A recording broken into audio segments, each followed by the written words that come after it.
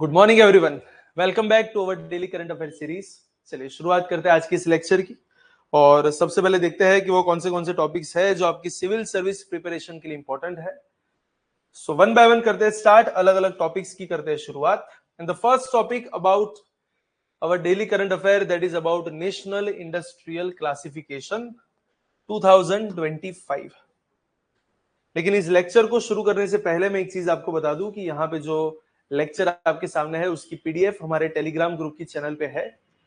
और उस चैनल का मेंशन नीचे आपको डिस्क्रिप्शन बॉक्स के अंदर मिल जाएगा। So you can go there, you can join the channel and you can download this PDF which is available in both the mediums, that is Gujarati as well as English. और ये जो PDF यहाँ पे बनाई गई है वो प्रीलिम्स और मेंस दोनों के कंटेक्स्ट में बनाई गई है ताकि आपको दोनों का नॉलेज वहां पे कंप्लीट मिल सके। नो डाउट पीडीएफ के अंदर थोड़ी सी इंफॉर्मेशन ज्यादा होगी, तो जब भी आप पीडीएफ डाउनलोड करोगे तो आपको कुछ एक्स्ट्रा वहां पे मिल सकता है। और लेकिन लेक्चर के अंदर जो भी एग्जैक्टली काम की चीजें हैं फॉर सिविल सर्विस एग्जामिनेशन, तो उसके ऊपर अपने करेंगे फोकस। तो चलिए शुरुआत करते हैं हमारी इस लेक्चर की। और सबसे पहला topic that is about national industrial classification. अब देखिए अभी रिसेंटली न्यूज में यहाँ पे है क्या, अभी कंटेक्स्ट में क्या है, तो हमारी जो मिनिस्ट्री है which is known as MoSPI, ministry of statistics and programme implementation, that is MoSPI, उन्होंने अभी रिसेंटली नेशनल इंडस्ट्रियल क्लासिफिकेशन को किया है वहां पे लॉन्च। और ये एग्जैक्टली क्या है, तो हमारी जो इकोनॉमिक एक्टिविटी कोडिंग सिस्टम है उसका एक बढ़िया सा एक रिवीजन बोल सकते हैं। ऑलरेडी हमारे पास ऐसी सिस्टम, ऐसे क्लासिफिकेशन पहले भी थी, लेकिन वहां पे थोड़ा सा और उसे एक मॉडर्न टच यहाँ पे दिया गया है during the 75th anniversary celebration of NSSO, that is national sample survey office. अब देखिए एग्जैक्टली है क्या, एक स्टैंडर्डाइज्ड 6 डिजिट क्लासिफिकेशन किसके लिए है, तो जितनी भी इकोनॉमिक एक्टिविटीज इंडिया में होती है उन सबको एक एक कैटेगरी के अंदर डिवाइड किया जाता है और उन सबको एक 6 डिजिट का वहां पे नंबर दिया जाता है, जो इस बात को दिखा रहा है कि अगर उसके सामने वाला नंबर आता है तो इसका मतलब ये पर्टिकुलर दिस इंडस्ट्री या फिर एक्टिविटी से रिगार्डिंग है। अगर कहीं पे कुछ फूड प्रोसेसिंग हो रहा है तो उसका एक अलग से एक नंबर होता है, तो नंबर देख के डायरेक्ट पता चल जाता है कि अच्छा ये फूड प्रोसेसिंग वाली चीज है। So that is all about industrial classification. जो इससे पहले थी वो 5 डिजिट वाली सिस्टम थी जो 2008 में लेके आए थे। अगर हम हिस्ट्री की बात करें तो सबसे पहले इसकी शुरुआत हुई 1962 के अंदर, फिर 1970 में रिवाइज हुआ, 87, 94, 2004 एंड 2008। इनका मेन उसका टारगेट क्या है कि भैया हमारी जो इवॉल्विंग इकोनॉमिक स्ट्रक्चर है हमारा, उसे थोड़ा सा और रिफ्लेक्ट किया जा सके, वहां पे थोड़ी सी ग्रेन्युलरिटी जो है उसको वहां पे थोड़ा सा और इंप्रूव किया जा सके। और यूनाइटेड नेशन के जो इंटरनेशनल स्टैंडर्ड इंडस्ट्रियल क्लासिफिकेशन के जो रूल्स है उनके साथ हम वहां पे थोड़े से अलाइन हो सके। की फीचर्स क्या है, तो it explicitly includes the emerging sectors like cloud services, blockchain, platform based service, renewable energy, waste management and Ayush, इन सबको यहाँ पे इंक्लूड किया जाएगा। It also introduces new classes for intermediation services like logistic, real estate, food service, etc., and will serve as the standard framework for all official statistics, survey, policies, etc. और अगर हम बात करें कि ये national sample survey office exactly है क्या, तो देखिए पूरे इंडिया में लार्जर स्केल पे सोशियो इकोनॉमिक डोमेन्स में सैंपल सर्वे को वहां पे कंडक्ट करने का जो काम होता है वो होता है बेसिकली एनएसएसओ का। इसकी शुरुआत हुई थी 1950 में by the recommendations of PC Mahalanobis. और उनका मेन काम क्या है, तो पूरे इंडिया के अंदर employment, health, education, industry, price, उन सब की रिगार्डिंग जो भी डेटा वगैरह है तो ये लोग वहां पे गैदर करते हैं, कुछ सैंपल्स वगैरह वहां पे करवाते हैं through the survey method. Key features उसके क्या है, तो it is headed by director general under MoSPI. और वहां पे 4 डिवीजन मेन है, एक है survey design and research division, दूसरा वहां पे है फील्ड ऑपरेशन डिवीजन, तीसरा है data processing division and the last one is survey coordination division. तो 4 अलग अलग डिवीजन के थ्रू यहाँ पे हो रहा है काम। और इंडिया के अंदर देखा जाए तो एक तो एनुअल सर्वे ऑफ इंडस्ट्रीज हो गया, और periodic labour force survey which is one of the most important survey for unemployment. तो ये सारे के सारे सर्विस करने का काम जो है दैट इज ऑफ एनएसएसओ। चलिए नेक्स्ट टॉपिक के ऊपर आगे बढ़ते हैं। The next topic that is about sentinel 6B satellite. लेकिन उसको शुरू करने से पहले मैं एक चीज आपको बता दूं, PD Gurukul that is the best institute in Gujarat for civil service preparation, और हमारी तीनों ब्रांचेस अहमदाबाद, गांधीनगर एंड वडोदरा, तीनों ब्रांचेस के ऊपर नेक्स्ट मंथ से नई बैचेस की होने वाली है शुरुआत। From the next month already नई बैचेस की शुरुआत इस महीने हो चुकी थी, और लेकिन अभी वो बैचेस जो है वहां पे पैक हो चुकी है। सो नेक्स्ट मंथ नई बैचेस वहां पे होगी लॉन्च। और अभी तक अगर आपने एनरोलमेंट नहीं करवाया है तो आज ही एनरोलमेंट करवाए। उसके लिए आपको बस करना है क्या है, नीचे डिस्क्रिप्शन बॉक्स के अंदर आपको एक फॉर्म मिलेगा, you just have to fill up that form, और you can also contact on this number to get further information. Also, you will get 3 days free demo sessions as well as up to 50% scholarship जो अभी वहां पे open है। और ये जो batches है वो स्पेसिफिकली फोकस करती है UPSC and GPSC class 1-2 examinations के ऊपर। So we are focusing on higher official exams, तो आप उसके लिए यहाँ पे ज्वाइन हो सकते हैं। आपको हिंदी, इंग्लिश और गुजराती तीनों मीडियम्स यहाँ पे मिल जाएंगे। ज्यादातर यहाँ पे फोकस होता है इंग्लिश मीडियम, गुजराती मीडियम के ऊपर, लेकिन साथ साथ आपको हिंदी मीडियम भी यहाँ पे अवेलेबल मिल जाएगा। राइट, तो अगर अभी तक अगर आपने एनरोलमेंट नहीं करवाया है तो डेमोस के लिए आज ही वहां पे एनरोल करवाए, एक बार देखें कि किस तरीके की प्रिपरेशन यहाँ पे होती है, कौन सा लेवल यहाँ से आपको प्रोवाइड किया जाता है। And then after it is always like, पहले इस्तेमाल करें फिर विश्वास करें। चलिए तो नेक्स्ट टॉपिक के ऊपर आगे बढ़ते हैं, that is about sentinel 6B satellite. देखिए यहाँ पे पीडीएफ के अंदर मैंने आपको बहुत ही एक्सेस इंफॉर्मेशन उसकी दी हुई है for prelims as well as mains, but this topic is specifically more focused on prelims.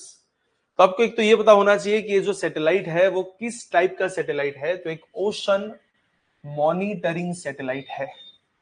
कहां से इसको लॉन्च किया गया है, तो it is launched from Vandenberg space force base, और वहां पे उसका मेन काम क्या रहेगा, that is to enhance the global sea level monitoring. Ocean को मॉनिटर करने वाला एक सैटेलाइट सेंटिनल 6B। राइट, तो एक तो ये चीज आपको पता होनी चाहिए, ओशन के अंदर सी सरफेस की जो हाइट है वो क्या है, waves, winds, climatic driven changes, तो उन सारी चीजों को यहाँ पे ये नोटिस करेगा। तीसरी चीज जो आपको याद रखनी होती है कि किसने इसे लॉन्च किया है, तो it is launched jointly by NASA, NOAA as well as European Space Agency, और साथ में थोड़े से छोटे छोटे ऐसे अलग अलग कमीशंस और committees. Launched about a SpaceX Falcon 9। इसे कौन से रॉकेट के द्वारा वहां पे लॉन्च किया गया है, तो SpaceX का जो रॉकेट है Falcon 9, तो उस लॉन्च व्हीकल से इसको वहां पे लॉन्च किया गया है। उसका मेन काम क्या है, जैसे कि अभी की भी बात हुई, ओशन लेवल अगर राइज होता है, उसके टेम्परेचर्स के अंदर कुछ चेंजेस वगैरह आते हैं, क्लाइमेटिक मॉडलिंग वगैरह होती है, स्टॉर्म्स वगैरह होते हैं, तो इन सब के ऊपर मॉनिटर करने का काम। उसके बाद उसकी यहाँ के पे उसे की फीचर्स वगैरह यहाँ पे लिखे हुए हैं। लेकिन एग्जाम पॉइंट ऑफ व्यू से अगर हम बात करें from UPSC point of view, अगर इंडिया का ये सैटेलाइट होता तो आपको हर एक चीज के बारे में डिटेल में पता होना चाहिए, but it is not of India, it is of NASA. तो नासा और यूरोपियन स्पेस एजेंसी का वहां पे है। तो यहाँ पे मैंने आपके सामने डेटा रखा हुआ है, लेकिन जब भी अगर आपको टाइम मिले तो आप इसे वहां पे याद रख सकते हैं। अदरवाइज हमारी यूपीएससी के लिए ये सारा जो डेटा है वो इतना भी ज्यादा काम का नहीं। सिग्निफिकेंस जैसे कि आगे बात हुई तो हमें पता ही है कि भैया ओशन का जो we all know, because of global warming ocean level जो है वो कंटिन्यूअसली वहां पे चेंज हो रहा है, तो इन सब के ऊपर मॉनिटरिंग वगैरह करेगा। एग्जाम पॉइंट ऑफ व्यू से बस ये पता होना चाहिए कि ये सैटेलाइट जो है वो किसने लॉन्च किया है, कहां से लॉन्च हुआ है, इसका मेन फंक्शनिंग क्या है, और कौन सी एजेंसीज है जो इसके साथ कनेक्टेड है। That's it. Next topic that is about black buck. अब ब्लैक बक क्यों है अभी न्यूज में, क्योंकि रिसेंटली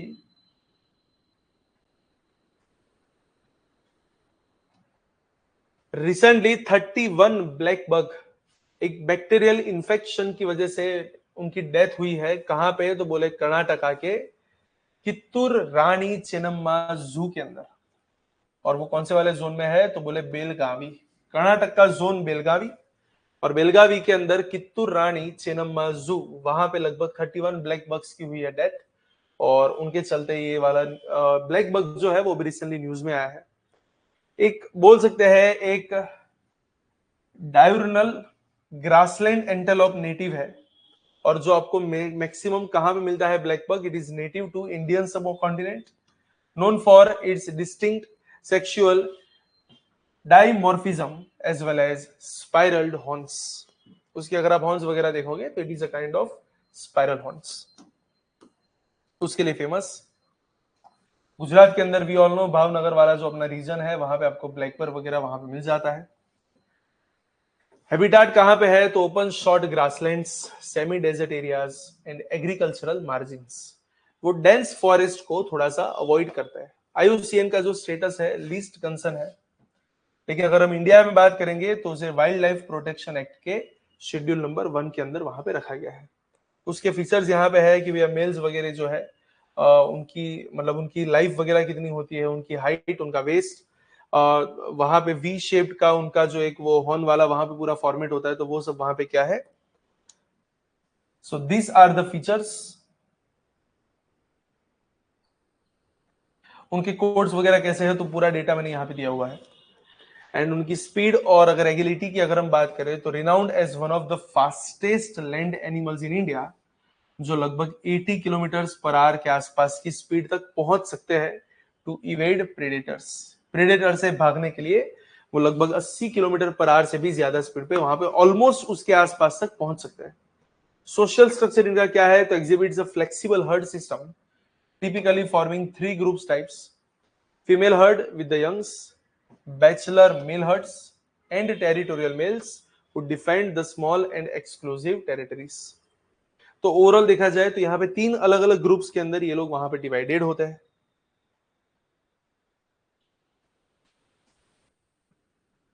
सेंट मार्किंग की अगर हम बात करेंगे तो टेरिटोरियल मेल्स जिसका काम होता है इन सबको वहां पे डिफेंड करना, they mark their domain using pre orbital gland secretions and dung middens. तो उसकी मदद से वो अपना एरिया जो है उसको वहां पे मार्क करते हैं। कॉज ऑफ डेथ की अगर हम बात करें तो रिसेंटली वहां पे कुछ बैक्टीरियल इन्फेक्शन वगैरह हुए जिसकी वजह से वहां पे डेथ वगैरह हुई, leading to rapid mortality in a closed zoo environment.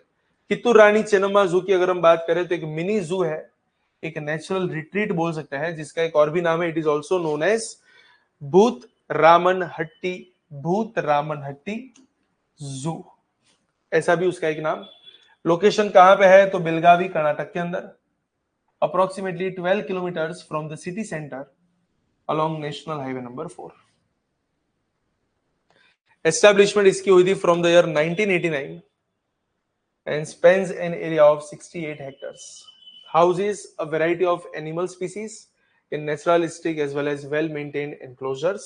So that is all about Kittur Rani Chelamma Zoo. Our next topic of today's current affairs, that is about India re-elected to Codex Executive Committee. पहले ये तो पता होना चाहिए कि exactly codex executive committee यहाँ पे है क्या।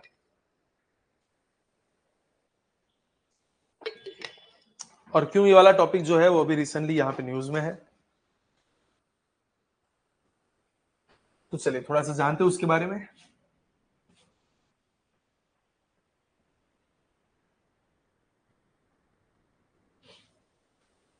देखिए इंडिया को रिसेंटली वहां पे अनएनिमसली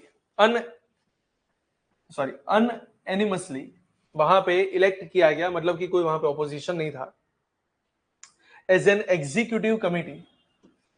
कहां पे तो बोले कोडेक्स एलिमेंटेरियस कमीशन, और उसका जो एशिया रीजन जो है उसकी जो एग्जीक्यूटिव कमिटी है वहां पे इंडिया का वापस हुआ है री इलेक्शन। और एज ऑफ नाउ अगर हम बात करें तो 2027 तक हम वहां पे लीडर रहेंगे। So India has been re-elected as the Asian Regional Representative on the Executive Committee of Codex Alimentarius Commission.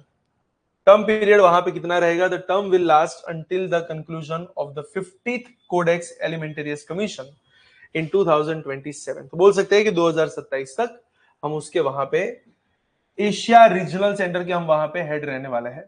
Functions in this role, हमारे वहां पे काम क्या होंगे? तो India represent technical and trade priorities of Asian countries in global food standard setting. ये जो codex वाली जो पूरी संस्था है वो किसके ऊपर फोकस करती है? ये फूड स्टैंडर्ड के ऊपर फोकस करती है। एक इंटरनेशनल इंटर गवर्नमेंटल बॉडी है that develops food standards, food guidelines and codes of practice. तो एक तो ये पता होना चाहिए कि जो रिसेंटली हम जिसके एग्जीक्यूटिव कमिटी के अंदर वहां पे मेंबर बने हैं, तो वो कमीशन किसके ऊपर काम करता है? Codex is always equals to food standards.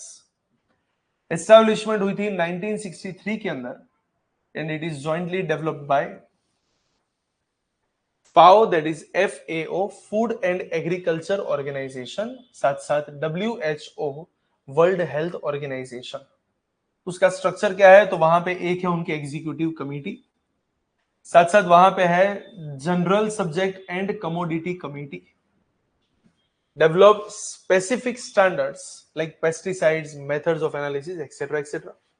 वहां पे एक तीसरी कमिटी है जिसको बोला जाता है कोऑर्डिनेटिंग कमिटी, जो रीजनल कोऑर्डिनेशन को ध्यान में रखने का काम करते हैं। उनका मेन का टारगेट क्या है कि भैया जितने भी कंज्यूमर्स है उनकी हेल्थ को वहां पे प्रोटेक्ट किया जा सके और इंटरनेशनल फूड ट्रेड के अंदर फेयर प्रैक्टिस को इंश्योर किया जा सके। A global science based food standard body जिसे FAO दैट इज FAO और WHO ने मिलकर वहां पे बनाई है।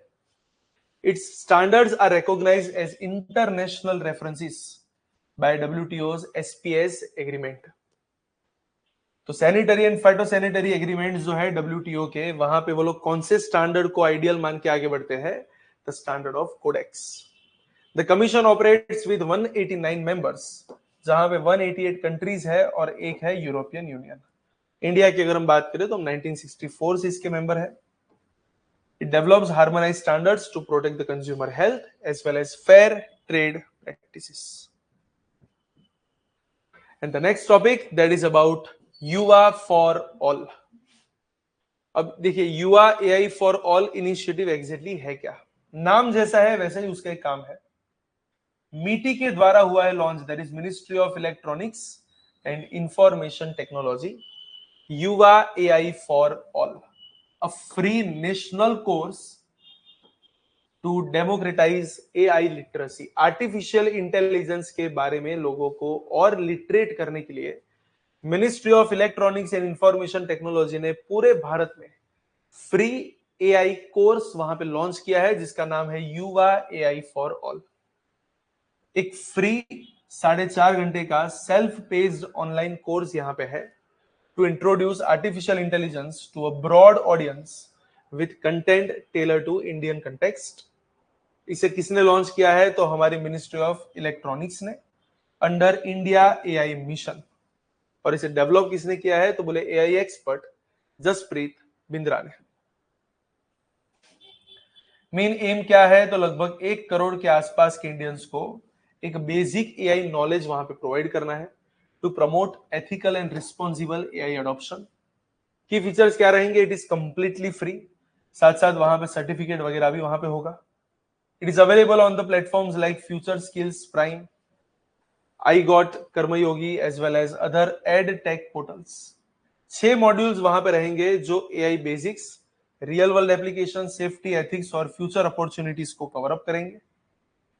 It uses Indian examples to make the learning relatable, design for self paced training, जहां पे आप अपने हिसाब से पेस को आगे पीछे कर सकते हैं, accessible to the students, professionals as well as learners.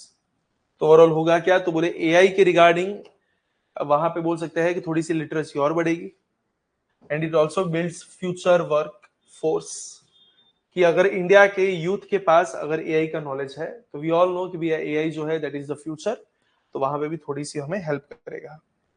And now the last topic that is about India launches National Action Plan on Antimicrobial Resistance 2.0.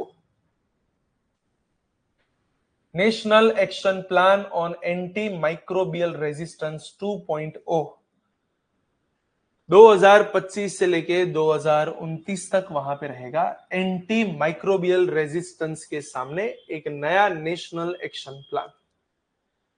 तो 5 साल का एक पूरा प्लान है, किसके लिए है? That is to combat rising antimicrobial resistance through a one health approach जो ह्यूमंस, एनिमल्स, एग्रीकल्चर और एनवायरमेंट सबको कवर वहां पे करेगा। ऑलरेडी हमारे पास ऐसा ही एक प्लान था NAP 2017 टू 2021 और उसकी जगह पे आ चुका है नया फ्रॉम 2025 टू 2029। किसने यहाँ पे किया है लॉन्च? तो है ministry of health and family welfare. उनका मेन काम क्या है? To create a coordinated multisectoral national response to AMR, that is antimicrobial resistance using one health framework, ताकि जितने भी एंटी माइक्रोबियल्स है, जो भी मेडिसिन वगैरह वहां पे होती है, उनका जो ओवर यूज या मिसयूज है उसे वहां पे थोड़ा सा और कम कर सके, सर्वेलेंस को और वहां पे बेटर कर सके और इन्फेक्शन को और वहां पे कंट्रोल कर सके। वन हेल्थ इंटीग्रेशन एग्जैक्टली है क्या? It brings together human health, animal husbandry, agriculture, food safety, environment and research sectors under a unified national framework. इन सारी चीजों को कवर करने वाला एकमात्र framework that is known as one health integration. अलग अलग मिनिस्ट्रीज यहां पे होगी कनेक्ट, तो हेल्थ हो गया, एग्रीकल्चर हो गया, animal husbandry, environment ministry, chemical, Jal Shakti, सबका मिलकर एक प्लान यहां पे बनेगा। It will definitely strengthen our surveillance as well as laboratory capacities. साथ साथ वहां पे कुछ रेगुलेटरी मेजर्स की वहां पे बातें हैं, पब्लिक एंड प्रोफेशनल अवेयरनेस की बातें है, क्योंकि इंडिया के अंदर इसके रिगार्डिंग वहां पे अवेयरनेस बहुत कम है, तो उसके लिए कैंपेन्स वगैरह किए जाएंगे, करिकुलम वहां पे इंटीग्रेट वहां पे किए जाएंगे, ट्रेनिंग प्रोग्राम्स वहां पे दिए जाएंगे। And the last is environmental as well as agricultural measures. It regulates antimicrobial और पेस्टिसाइड यूजेज इन क्रॉप्स, जो फार्मास्यूटिकल वेस्ट वगैरह को वहां पे मॉनिटर करेगा, ताकि एक सेफ लाइफ स्टॉक प्रैक्टिस को वहां पे प्रमोट किया जा सके। So that is all about this news and that is all about today's lecture. तो इसी के साथ आज का लेक्चर हम यहाँ पे करेंगे एंड, और नेक्स्ट लेक्चर में कुछ ऐसे ही नए टॉपिक्स के साथ वापस एक बार मिलेंगे। तब तक के लिए all the very best for your preparation.